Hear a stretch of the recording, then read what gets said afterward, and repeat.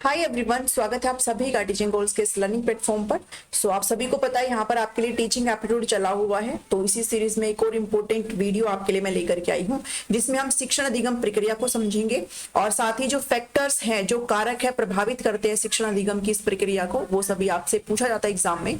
तो इस वीडियो में कंप्लीट इसको डिस्कस कर लेंगे। और एक इम्पोर्टेंट अपडेट है आप सभी के लिए जो भी मेरे से जुड़े हुए हैं। आप सभी के लिए रात को मैं नाइट में प्रैक्टिस सेशन आपके लिए मैं डेली बेसिस पर अब लेकर के आऊंगी और वो लाइव रहेगा आपके लिए। टाइमिंग आपको बता दूंगी, 8 बजे के बाद ही रहेगा। तब तक आप सभी लोग फ्री भी हो जाएंगे ना, सारा काम वाम करके। तो सभी लोग उसको जरूर अटेंड करिएगा, लाइव वो सेशन जरूर लीजिएगा, क्योंकि उसमें मैं लाइव क्वेश्चंस आपसे पूछूंगी और साथ ही आपको आंसर्स भी उसमें देखने को मिलेंगे। ठीक है, तो इसमें आपने जरूर जुड़ना है ताकि मुझे भी पता चल जाए कि आपकी तैयारी कैसे चली और आपको भी पता चल जाएगा कि आप कहाँ पर स्टैंड कर रहे हैं। तो टीचिंग लर्निंग प्रोसेस को सबसे पहले देख लेते हैं। हालांकि टीचिंग क्या है, लर्निंग क्या है, स्टेजेस फेजेस सब कुछ मैं आपको करा चुकी हूँ। फैक्टर्स रह गए हैं, बस ये आप देख लीजिए। और अगली जो एमसीक्यू सीरीज आपकी होगी सबसे पहले, उसमें हम इवैल्यूएशन को देखेंगे। ठीक है, थोड़ा बहुत उसमें कंसेप्ट इवैल्यूएशन का आएगा, थोड़ा थ्योरी बेस आएगा और थोड़ा फिर हम उसमें एमसीक्यूज ऐड करेंगे ताकि आपको कंसेप्ट अच्छे से क्लियर हो जाए। ठीक है, तो चलिए स्टार्ट करते हैं अपनी इस पूरी क्लास को। तो टीचिंग लर्निंग की जब भी हम बात करते हैं तो प्रोसेस की अगर बात करें तो देखिए, शिक्षण एक शिक्षक के द्वारा किया जाता है और लर्निंग का काम किनका है, लर्निंग कौन कर रहे हैं, सीखने का काम किसका है, बच्चों का है, स्टूडेंट का है। तो आप कह सकते हो कि ये एक रिलेशनशिप है। ठीक है, ये एक म्यूचुअल रिलेशनशिप है, आपस में संबंध बताता है किसके बीच में, टीचर के बीच में भी और स्टूडेंट के बीच में भी, जहां पर जो ज्ञान है वो आपका ट्रांसफर किया जा रहा है। ठीक है, टीचर अपना जो ज्ञान है, जो कंसेप्ट है, वो बच्चे के साथ क्या कर रहे हैं, शेयर कर रहे हैं और बच्चे क्या कर रहे हैं, वहां पर अधिगम कर रहे हैं, बच्चे उस चीज को सीख रहे हैं। ठीक है, तो एक तरीके से टीचर क्या कर रहे हैं, अपनी नॉलेज को पास ऑन कर रहे हैं, किनको, स्टूडेंट्स को। तो ये आपकी टीचिंग लर्निंग की प्रोसेस हो गई है। बेसिकली ये दो तरीके से होती है, जिसमें एक है आपका, जिसको एक बोला जाता है वन वे है, यानी कि जिसमें सिर्फ टीचर बोलता है और बच्चे सिर्फ उनको सुनते हैं, जो कि कहीं ना कहीं इफेक्टिव इतना है नहीं। ठीक है, एक है वन वे और दूसरा है सर्कुलर। तो वन वे में क्या होता है, टीचर स्पीकर होता है, टीचर ने जो बता दिया बच्चों ने चुपचाप सुन लिया। आप कह सकते हो कि बच्चे इसमें एक्टिव नहीं होते। ठीक है, और दूसरा होता है सर्कुलर। ठीक है, और सर्कुलर में क्या होता है, जिसमें टीचर भी और बच्चे भी, स्टूडेंट्स भी, सभी लोग टेक पार्ट करते हैं डिस्कशन के अंदर। तो ये आपका ज्यादा इफेक्टिव है, जिसमें बच्चे भी टेक पार्ट कर रहे हैं, बच्चे अपनी समस्या टीचर के सामने पूछ रहे हैं, रख रहे हैं, क्वेश्चन आंसर कर रहे हैं और टीचर उनको आंसर कर रहा है। तो कहीं ना कहीं ये आपका क्या है, इफेक्टिव है और जो डेवलपमेंट है वो इसमें देखने को मिलता है। ठीक है, तो टीचिंग लर्निंग प्रोसेस में बेसिकली अब आपको साइकिल देख लेनी है कि कौन सी 5 स्टेप की साइकिल होती है, इसके अंदर क्या क्या होती है, 5 चरणीय चक्र होता है। तो इसमें सबसे पहला जो चक्र है आपका वो है प्रायर नॉलेज। जब भी कोई भी कंसेप्ट पढ़ाना होता है सबसे पहले, तो आप अगर किसी भी प्राइवेट स्कूल में भी अगर पढ़ा रहे हैं, कहीं भी पढ़ा रहे हैं, अगर आप पढ़ाते हैं, मैक्सिमम आप सभी लोग पढ़ा ही रहे होंगे, तो आप सबसे पहले कोई भी कंसेप्ट जब अपने बच्चे को पढ़ाते हैं तो आप क्या देखते हो कि भाई जो चीज मैं पढ़ाने वाली हूँ उसके बारे में बच्चे का पूर्व ज्ञान है कि नहीं, प्रायर नॉलेज कितना है, किस हद तक है, ताकि टीचर को ये पता चल जाए कि कहाँ से स्टार्ट करना है और कितना बच्चे को पढ़ाना है। तो प्रायर नॉलेज चेक करना बहुत जरूरी होता है। तो इसका सबसे पहला स्टेप है क्या चेक करना, कि बच्चे का पूर्व ज्ञान क्या है, बच्चा उस विषय को शुरू करने से पहले उसकी जो मेमोरी है, जो स्मृति है, उसमें उससे रिलेटेड क्या स्टोर है ऑलरेडी, तो वो प्रायर नॉलेज है। सेकेंड स्टेप होगा प्रेजेंटिंग न्यू मटेरियल। अब टीचर ने प्रायर नॉलेज चेक कर लिया कि बच्चे को ज्ञान है कि नहीं है और है तो कितना है।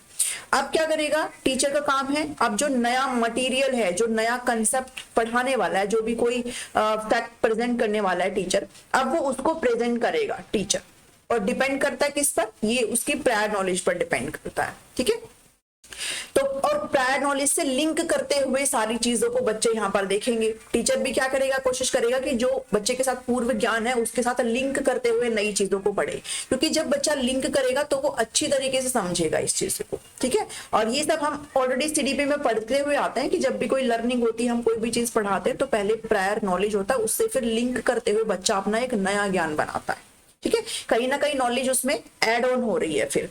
ठीक है, तो प्रेजेंटिंग न्यू नॉलेज हो गया। फिर आती है चैलेंज। चैलेंज में क्या होता है बेसिकली कि टीचर ने प्रेजेंट कर दिया, कंटेंट प्रेजेंट कर दिया, अब बच्चे के सामने ये चुनौती है कि बच्चा उसको कैसे एक्सेप्ट करेगा, बच्चा उसको किस तरीके से सीखेगा। अब ये डिपेंड करता है कि टीचर कैसे सेट करके दे रहा है चीजों को।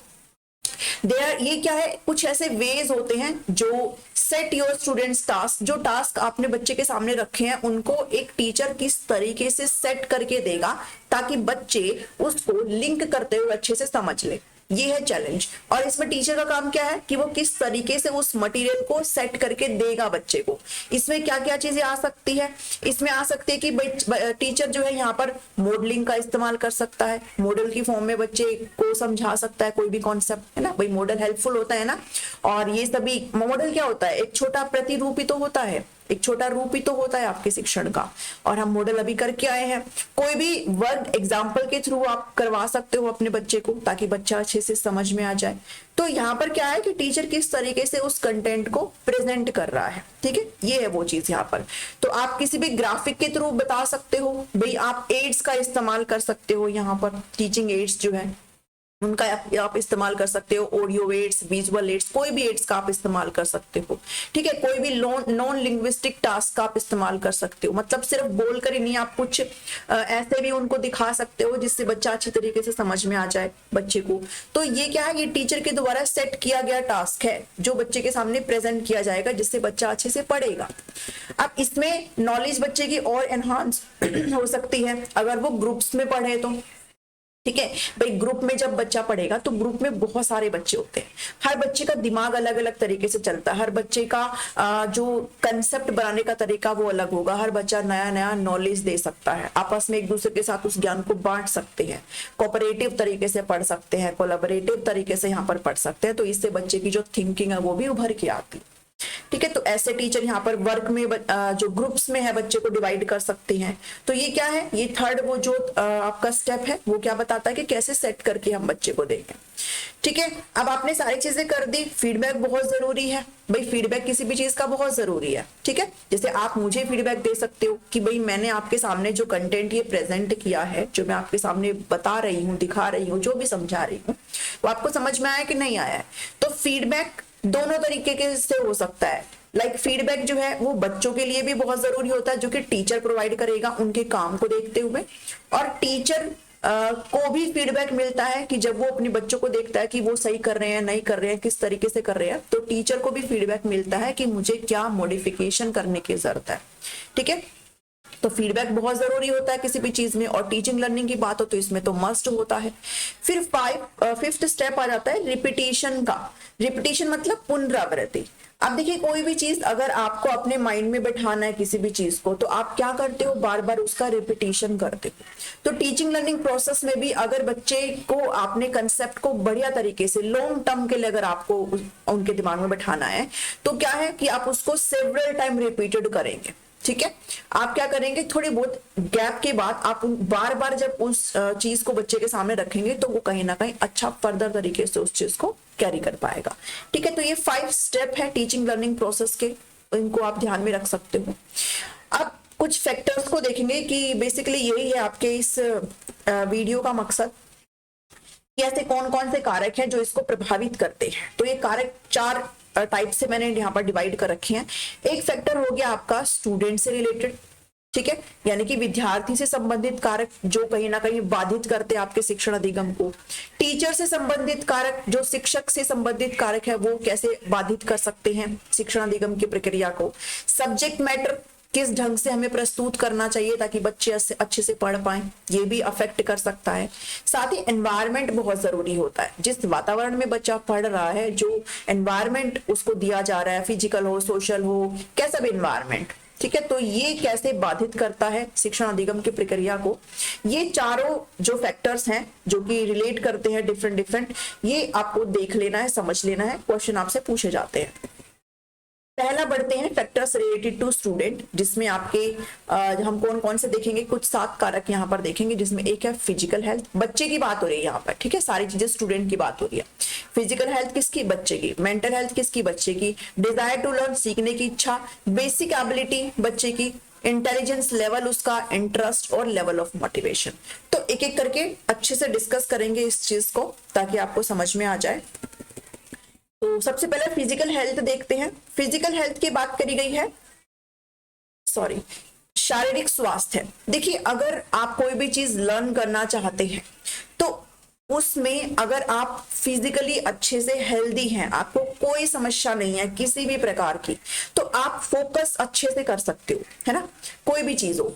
तो अगर मैं अपने ऊपर ही लूं, मैं अगर कोई चीज पढ़ रही हूँ, अगर मैं फिजिकली पूरी तरीके से अगर सही हूं, पर ऐसा नहीं है कि जो फिजिकली सही नहीं है, जो फिजिकली आप कह सकते हो कि डिसेबल्ड है, कि वो पढ़ नहीं सकते, पढ़ सकते हैं, वो भी सारी चीजें कर सकते हैं। बट कहीं ना कहीं बच्चा अगर फिजिकली हेल्दी होगा, उसको कोई रोग ना हो, कोई बीमारी ना हो, कुछ भी ना हो, वो बिल्कुल सही है, तो वो एक कंसंट्रेशन बढ़िया बना सकता है और उसकी पढ़ाई जो वो बाधित नहीं होगी। लेकिन अगर बच्चा फिजिकली हेल्दी नहीं है तो कहीं ना कहीं क्या करेगा बच्चा, वो कंसंट्रेट नहीं कर पाएगा, ठीक है, he will not be able to concentrate properly. और अगर वो कंसंट्रेट नहीं कर पाएगा तो कहीं ना कहीं उसकी जो अधिगम है वो प्रभावित होगा। तो फिजिकल हेल्थ बहुत जरूरी हो जाती है बच्चे की। फिजिकल हेल्थ जैसे इंपॉर्टेंट है, ऐसे ही बच्चे का मेंटल हेल्थ भी बहुत जरूरी है, दोनों ही एस्पेक्ट इंपॉर्टेंट होते हैं। मानसिक रूप से भी बच्चे को स्वस्थ होना काफी जरूरी है। मेंटली अगर हेल्दी रहेगा तो वो अच्छे से चीजों को सीख सकता है, नहीं रहेगा फिर उसको सीखने में समस्या होगी, ठीक है।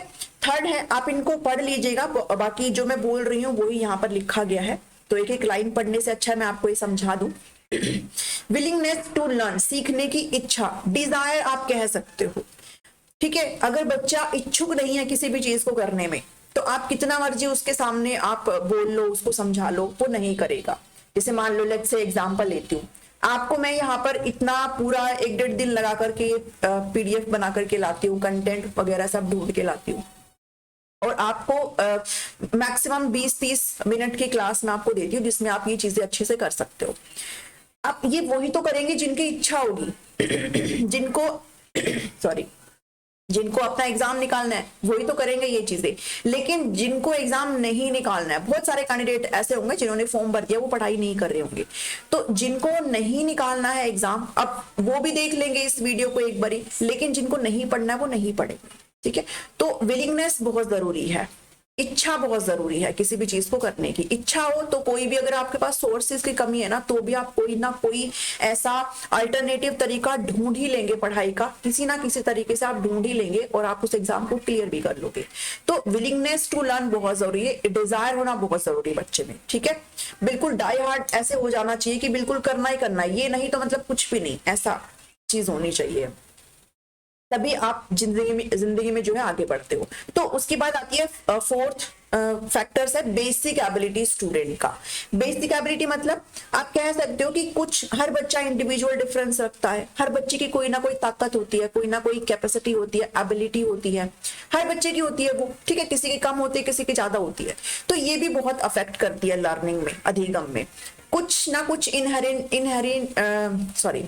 इनहेरेंट स्ट्रेंथ ऐसी होती है बच्चे की, कुछ ना कुछ ऐसी चीजें होती हैं जो उसको आगे बढ़ाने में हेल्पफुल करती है। तो ये उसी चीज की बात कर रहे हैं कि जो बेसिक एबिलिटी होती है वो बच्चे को क्विकली मास्टर करने में हेल्प करती है, ठीक है। और जिसमें ये कम होता है कहीं ना कहीं वो बाधित होती है चीजें उनकी, ठीक है। तो बेसिक एबिलिटी आपकी ये हो जाती है।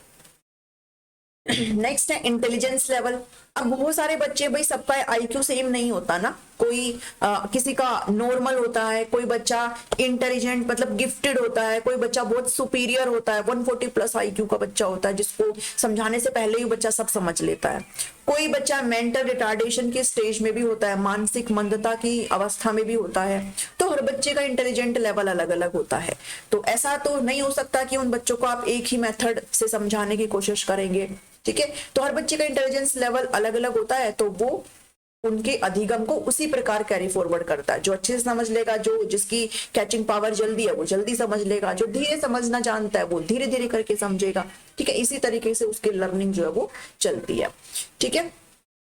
नेक्स्ट है इंटरेस्ट। इंटरेस्ट भी वही है, अगर इंटरेस्ट नहीं है तो जितना मर्जी मैं आपके सामने यहाँ पर जितना बढ़िया आपके सामने कंटेंट ले आऊं, जितना सुंदर बना करके ले आऊं, अगर इंटरेस्ट नहीं है तो आप उस चीज को नहीं कर पाएंगे। तो आपके बच्चे का अगर इंटरेस्ट नहीं है तो आप नहीं कर पाएंगे, ठीक है, बच्चे नहीं कर पाएंगे। तो टीचर पे भी रहता है कि आप कैसे बच्चे का इंटरेस्ट लाएं, कैसे आप कुछ नया तरीका उसमें एड ऑन करें कि बच्चा अपना इंटरेस्ट जगाए, ठीक है। आप कुछ ऐसी बातें बता सकते हो जिससे बच्चे का इंटरेस्ट जग जाए। तो बहुत सारी चीजें होती है जो ये भी एक फैक्टर होता है जो आपके बच्चे के अधिगम को प्रभावित करता है। फिर आता है मोटिवेशन लेवल, अभिप्रेरणा का स्तर। मोटिवेशन एक ऐसी चीज होती है जो अगर सही दिशा में बच्चे को दी जाए तो बच्चा अपने अधिगम में अग्रसर होता रहता है, वो आगे बढ़ता रहता है। और मोटिवेशन की जरूरत सिर्फ बच्चे को नहीं, मुझे लगता है सबको होती है। आप लोग कमेंट करके जब मुझे बोलते हो कि हमें लेक्चर अच्छा लग रहा है, आप ऐसे ही क्लासेस लेते रहिए, एमसीक्यू भी लाइए, तो वो मेरे लिए मोटिवेशन है कि मैं, अगर आप ऐसे कमेंट में मुझे कुछ नहीं लिखेंगे तो मुझे भी लगेगा कि यार समझ में आ रहा है कि नहीं आ रहा है इनको, या फिर मैं ऐसे ही मेहनत करे जा रही हूँ। कमेंट जब आते हैं तो मुझे मोटिवेशन मिलता है, मैं फिर और अच्छा करने की कोशिश करती हूँ। ऐसे बच्चे के साथ है, आप बच्चे को जब मोटिवेट करते रहेंगे टाइम टू टाइम तो वो आगे बढ़ता रहेगा, नहीं करेंगे तो वो एक दो बार करेगा, बोर हो जाएगा बाद में। ठीक है, तो मोटिवेशन भी बच्चे के लिए काफी जरूरी है। अगर उसको नहीं मिलेगा तो फिर वो अधिगम में कहीं ना कहीं नीचे उसका ग्राफ डाउन हो जाएगा। ठीक है, तो ये थे स्टूडेंट से रिलेटेड। अब फैक्टर्स आ जाते हैं टीचर से रिलेटेड। अब जितने भी ये फैक्टर है वो सब किसके हैं? शिक्षक के हैं। तो जिसमें पहला है आपका सब्जेक्ट का नॉलेज। भाई ऑब्वियस सी बात है, आप जो पढ़ा रहे हैं वो नॉलेज आपको होना चाहिए। शिक्षक की फिजिकल और mental health, preparation of time table, और टीचिंग के मेथड्स क्या क्या इस्तेमाल कर रहा है टीचर, उसकी पर्सनालिटी, डिजायर टू टीच, और कैसे वो फोकस कर रहा है चाइल्ड सेंटर्ड एजुकेशन पर। तो ये भी एक एक करके देख लेते हैं। सबसे पहला है सब्जेक्ट नॉलेज। देखिए, कोई भी चीज टीचर जब पढ़ाता है तो उसको उस सब्जेक्ट का ज्ञान होना चाहिए।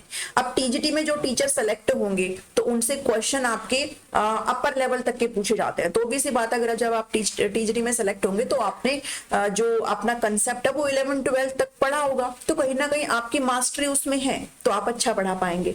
ठीक है, लेकिन अगर मास्टरी नहीं है उस सब्जेक्ट में, उस कंसेप्ट में जो आप पढ़ा रहे हो बच्चे को, तो आप ना तो कंप्लीट अपना 100% दे सकते हो, ना बच्चे को वो चीज समझ में आएगी। तो सब्जेक्ट की नॉलेज होना एक टीचर को बहुत जरूरी होता है। इसके बिना ना तो आप शिक्षण कर पाएंगे, ना तो बच्चे का अधिगम, कुछ भी नहीं हो पाएगा इसके बिना। ठीक है, अब फिजिकल और मेंटल हेल्थ की बात करते हैं। जैसे बच्चे का जरूरी है फिजिकल और मेंटल हेल्थ, जो शारीरिक स्वास्थ्य और मानसिक स्वास्थ्य है, ऐसे टीचर का भी जरूरी है। टीचर फिजिकली फिट है, हर चीज से बिल्कुल सही है, तो वो अच्छी तरीके से 100% अपना देगा, बच्चे को अच्छे से समझा पाएगा। और मानसिक रूप से तो स्वस्थ होना ही होना चाहिए एक टीचर को। तो अगर वो नहीं होगा तो फिर कहाँ से बच्चे अच्छे से कैच कर पाएंगे, वो पूरी तरीके से बच्चे को पढ़ा ही नहीं पाएगा, दे ही नहीं पाएगा अपना 100%। ठीक है, तो ये डिपेंड करता है, इससे भी बाधित होती है टीचिंग शिक्षण अधिगम की जो प्रक्रिया है। थर्ड है time table creation. Time table में हम क्या बात करते हैं? टाइम टेबल में हम बात करते हैं, देखो इसमें आप ऐसे समझो कि एक बच्चा है, मान लो उसको एसएसटी में भी पढ़ने में, मतलब उसको एसएसटी पढ़ना अच्छा नहीं लगता। जैसे अगर मैं अपनी बात करूं तो मुझे सच में एसएसटी इतनी अच्छी नहीं लगती। ठीक है, तो एसएसटी नहीं अच्छी लगती है, ठीक है, वो मेरा सब्जेक्ट भी नहीं है, बट स्कूल टाइम में भी मुझे एसएसटी से इतना प्यार प्रेम नहीं था। तो हो सकता है भाई किसी को ना भी हो, है ना, किसी को मैथ नहीं पढ़ना। मुझे मैथ पढ़ना बहुत पसंद है, मुझे साइंस से भी ज्यादा पसंद है मैथ पढ़ना। तो मैथ पढ़ना हो सकता है किसी को ना पसंद हो, किसी को हो सकता है एसएसटी पसंद ना हो, किसी को हो सकता है साइंस पसंद ना हो। अब स्कूल में जो टाइम टेबल बना है, लेट से हम मान लेते हैं कि एक बच्चे को एसएसटी नहीं पसंद है और एक बच्चे को मैथ नहीं पसंद है। अब टाइम टेबल कुछ ऐसा बना है कि एसएसटी और मैथ का जो पीरियड है, जो लेक्चर है, वो एंड में आ रहा है। अगर एक स्कूल में पूरे दिन में अगर 7 पीरियड होते हैं, 7 अगर लेक्चर होते हैं, तो 6th और 7th लेक्चर का किसका नंबर है? आपका एसएसटी और मैथ का ही है। तो एक बात बताओ, क्या वो बच्चा पहले ही उसको नहीं समझ में आती, पहले ही उसको दिक्कत है पढ़ने में, उसको नहीं इंटरेस्ट है, और आपने एंड में भी डाल दिया उसको, क्या वो पढ़ेगा? अब तो उसके दिमाग में 0% भी नहीं जाएगी चीजें, अब तो वो बस वेट करेगा कब छुट्टी हो और मैं अपने घर जाऊं। ठीक है, तो ये डिपेंड करता है, मतलब बहुत ये मैटर करता है टाइम टेबल का भी। तो ऐसे सब्जेक्ट को आप कब कर सकते हो? ऐसे सब्जेक्ट जो बच्चे को लगता है कि भाई इनको कम इंटरेस्ट है, कोई भी हो सकता है वो सब्जेक्ट, किसी को हिंदी भी नहीं पसंद हो सकती है, तो ऐसे सब्जेक्ट को क्या कोशिश किया जाए कि जो फर्स्ट फेज है टाइम टेबल का, लाइक पहले दूसरे तीसरे लेक्चर में आप इनको डाल सकते हो, क्योंकि तब बच्चा क्या रहता है? ओपन माइंडेड रहता है, तब बच्चा फ्रेश आया है बिल्कुल घर से। ठीक है, तब आप बच्चे को कुछ भी पढ़ाएंगे तो कम से कम 50% तो उसके माइंड में जरूर जाएगा। तो टाइम टेबल का बहुत असर पड़ता है। अगर ऐसी चीजें होती हैं तो अधिगम कहीं ना कहीं, जो शिक्षण अधिगम है, वो आपका प्रभावित होता है।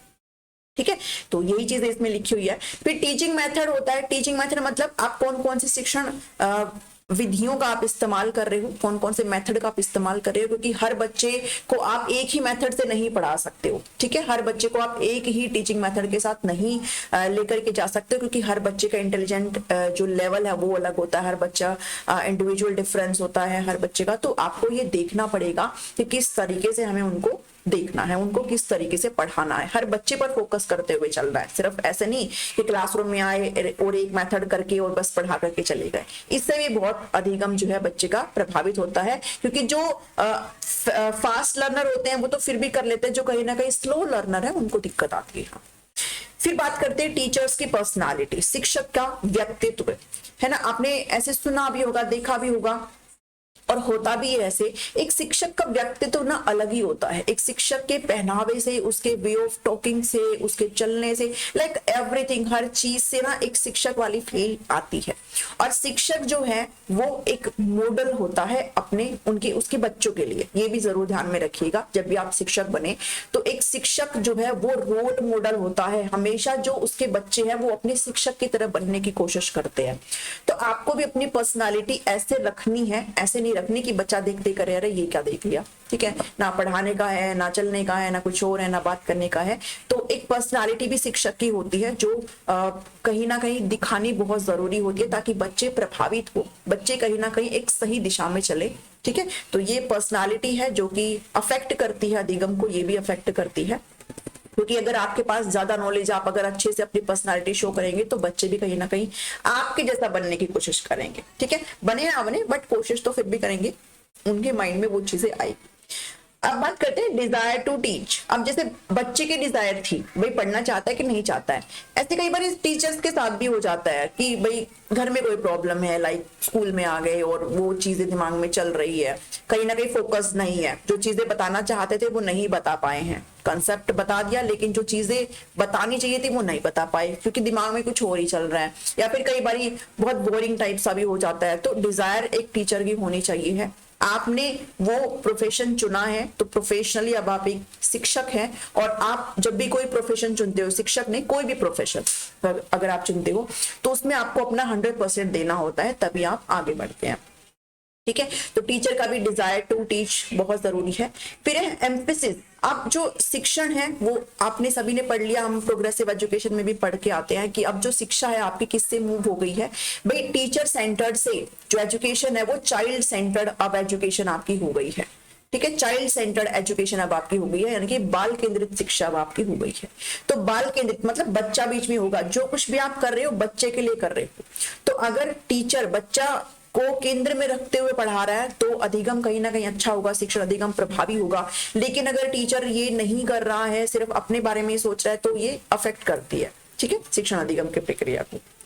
नेक्स्ट आ जाता है जो फैक्टर है आपका, वो कंटेंट से रिलेटेड है। ठीक है, विषय वस्तु से रिलेटेड है आपका, जिसमें एक आपका आ जाता है nature of the subject matter, दूसरा है size of the subject matter, third है आपके purposefulness of the subject matter, विषय वस्तु की उद्देश्य पूर्णता, और साथ ही एड्स की बात करते हैं इसमें।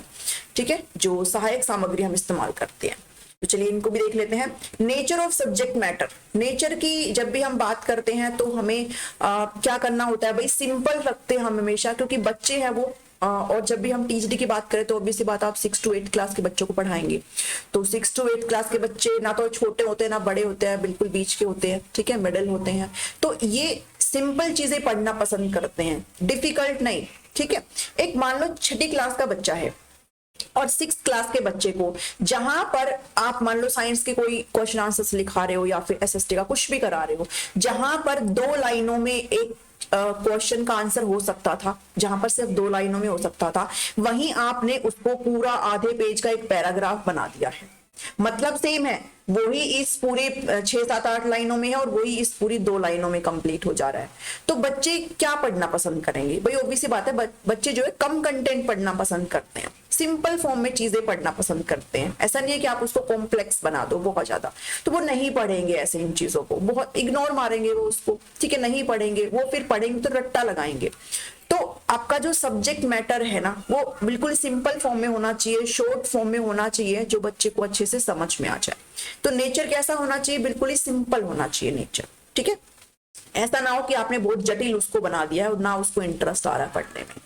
Size of the subject matter, वही वाली बात है यहाँ पे भी कि size of the subject matter क्या है, जो टेक्स्ट है वो आपका स्मॉल और लेस सब्जेक्ट मैटर होना चाहिए, ठीक है। उनको सिंपल पढ़ना पसंद है, उनको कम पढ़ना पसंद है, वो ज्यादा नहीं पढ़ना पसंद करते हैं, ठीक है। आपने अपने स्कूल में भी देखा होगा, ठीक है। तो उसमें क्या करते हैं, मान लो किसी ने अगर बड़ा लिखवा दिया तो वो क्या करते हैं, टीचर मैम इसको थोड़ा छोटा कर दो, ऐसे बोलते ना, मैम इसको प्लीज थोड़ा ना कटवा के छोटा कर दो ताकि हम पढ़ ले उसको, ऐसे होता है स्कूल में, ठीक है। और जब आप पढ़ते तो आप भी ऐसे करते होंगे। तो अब आज के टाइम में तो, और हम तो चलो फिर भी हम तो कर लेते थे, आज के टाइम में तो बहुत बच्चे ऐसा करने लगे हैं, तो साइज कम ही चाहिए होता है उनको। तो ये डिपेंड करता है, बहुत काफी प्रभावित करता है अधिगम को, ये भी आपने ध्यान में रखना है। फिर है पर्पसफुलनेस ऑफ सब्जेक्ट मैटर, जो विषय वस्तु आप पढ़ा रहे हो वो उद्देश्य की पूर्ति करता है कि नहीं करता है, जो नीड है बच्चे की उसको सेटिस्फाई करता है कि नहीं करता है। ऐसा तो नहीं है कि आप आउट ऑफ कंटेक्स्ट कुछ भी पढ़ा रहे हो उसको, जो पढ़ाना चाहते हैं, जो बच्चा चाहिए, जो कंटेंट बच्चे को वो नहीं हो रहा है, उसका पर्पस फुलफिल नहीं हो रहा है, तो ये पर्पसफुलनेस भी बहुत जरूरी है, ठीक है। फिर ऑडियो विजुअल एड्स की जरूरत यहाँ पर बच्चे को पड़ती है। कोई भी चीज अगर आप पढ़ा रहे हो और साथ में अगर कोई एज ए मॉडल आप क्लासरूम में ले आते हो, या फिर जैसे अगर अर्थक्वेक का कंसेप्ट बच्चे को पढ़ाना है तो आप इसका एक छोटा सा मॉडल फॉर्म में या फिर उसको आप 3D फॉर्म में, ऐसे 3D फॉर्म में बच्चे को आप दिखा सकते हो, जिसमें आप प्लेट्स के बारे में बता सकते हो, बच्चे को भी ऐसे मूवमेंट होती है, अर्थक्वेक आता है तो जब आप 3D फॉर्म में बच्चे को दिखाते हो, सारी प्लेट्स उसमें दिखती रहती है, प्रोजेक्टर में दिखाओ, कैसे भी दिखाओ, ठीक है, तो वो एक एड हो जाती है, जो सहायक सामग्री हो जाती है। तो इससे बच्चे को अच्छे से समझ में आता है, काफी टाइम तक उसके दिमाग में रहेगा, कभी क्वेश्चन करने बैठेगा ना तो भी उसके दिमाग में वो 3D इमेज चलती रहेगी, तो वो उसका आंसर भी अच्छे से कर सकता है। तो ऑडियो विजुअल एड काफी जरूरी होती है, अगर इनकी कमी है तो बच्चे के जो अधिगम की प्रक्रिया है वो कहीं ना कहीं स्लो हो सकती है, तो आप इस्तेमाल कर सकते हो, जरूरत पड़े तो इस्तेमाल जरूर हो जाना चाहिए। फिर है एनवायरमेंटल फैक्टर। एनवायरमेंटल फैक्टर्स कौन कौन से है भाई, स्कूल का कंडीशन, क्लासरूम का एनवायरनमेंट कैसा है, फैमिली का एनवायरनमेंट कैसा है, फिजिकल एनवायरनमेंट कैसा है, सोशल एनवायरनमेंट कैसा है, ये सभी अफेक्ट करती है, शिक्षण अधिगम की प्रक्रिया इनसे बाधित होती है। कैसे होती है, तो स्कूल की कंडीशन की अगर बात करें, विद्यालय की स्थिति, मान लो कोई स्कूल एक ऐसी जगह पर स्थित है, कहीं ऐसे प्लेस पर है जहां पर काफी सारी नॉइज होती है, कोई फैक्ट्री है, या फिर मान लो कोई स्कूल किसी रेलवे प्लेटफॉर्म के पास है। अब भाई ट्रेनें तो आएंगी, और ट्रेनें ऐसी भी नहीं है कि दिन में 1-2 ट्रेनें आती है, काफी सारी ट्रेनें आती है और बहुत स्पीडली चलती है ट्रेनें, ठीक है। लोकल ट्रेनें नहीं, लेकिन जो दूसरी ट्रेनें होती है वो काफी फास्ट चलती है, तो उनका जो आवाज है वो काफी दूर तक जाता है।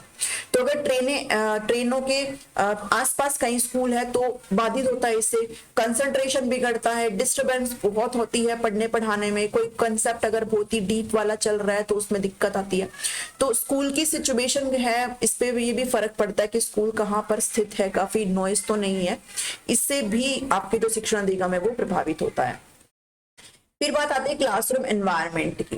क्लासरूम एनवायरनमेंट मतलब आपने देखा होगा काफी जगहों पर, काफी स्कूल में ऐसा होता है कि जहां पर या तो यही कहेंगे बस पढ़ाई पढ़ाई पढ़ाई पढ़ाई, बाकी कुछ नहीं, या फिर कहीं पर पढ़ाई को कम तवज्जो देते हैं और अदर जो एक्स्ट्रा एक्टिविटीज है उनको ज्यादा तवज्जो देते हैं। तो दोनों ही चीजें ठीक नहीं है।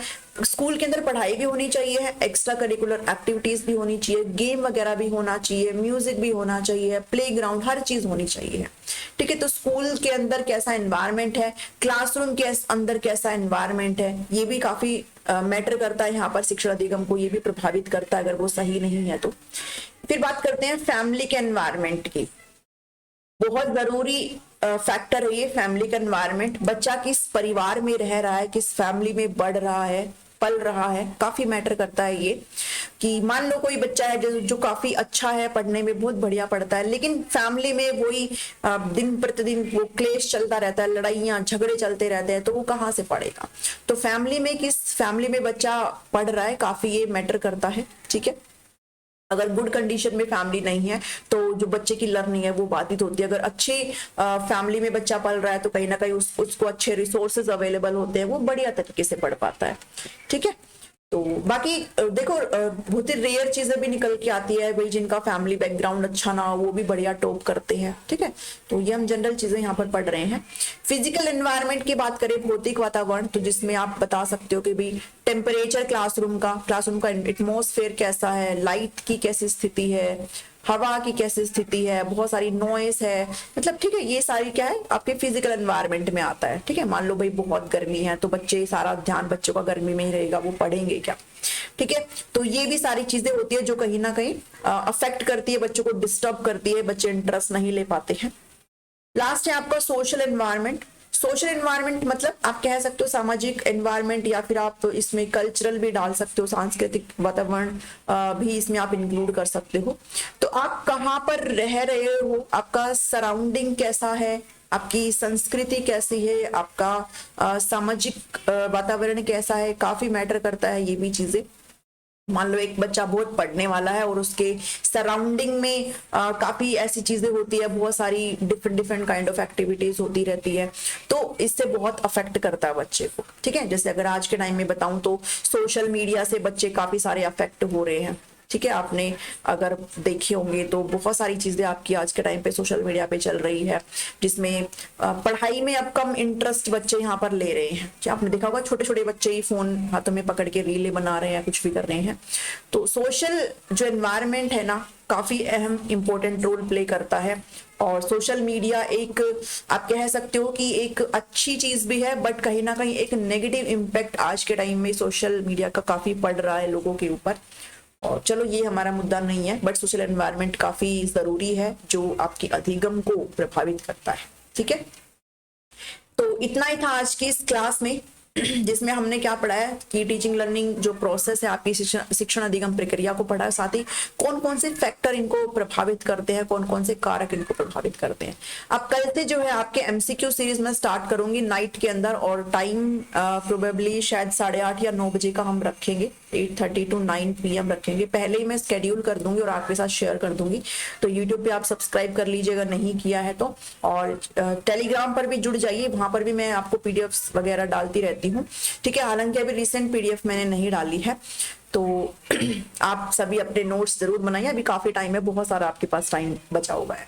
मैं पीडीएफ इसलिए नहीं डाल रही हूँ क्योंकि फिर आप अपने नोट्स नहीं बनाते, और यकीन मानो ये एक अच्छी चीज है। पीडीएफ ना डालने का मेरा रीजन ये है कि जब आप अपने नोट्स सेल्फ प्रिपेयर करेंगे ना, तो आपको सिर्फ एक बार उनमें नजर मारने की जरूरत पड़ेगी जब आपका पेपर आएगा। और अगर पीडीएफ लोगे तो फिर उस पीडीएफ को रख के बैठ जाओगे, ना तो उसको पढ़ोगे ना उसको आप रिवाइज करोगे। तो नोट्स सेल्फ जरूर बनाइए अपने। ठीक है, तो कल मिलते हैं आपसे, फिर एमसीक्यू सीरीज में डायरेक्ट स्टार्ट करेंगे। बाकी आपका टीचिंग एप्टीट्यूड आपका ऑलमोस्ट कंप्लीट हो चुका है, ऑलमोस्ट क्या सारा ही कंप्लीट हो गया है। इवैल्यूएशन का एक टॉपिक रहता है जो मैं एमसीक्यूज के थ्रू आपका कवर करती हूँ। ठीक है, पसंद आई तो जरूर लाइक शेयर सब्सक्राइब कर दीजिए, बनता ही है। अगर पसंद आता है तो मिलती हूँ नेक्स्ट वीडियो में। Thank you, thanks for watching me.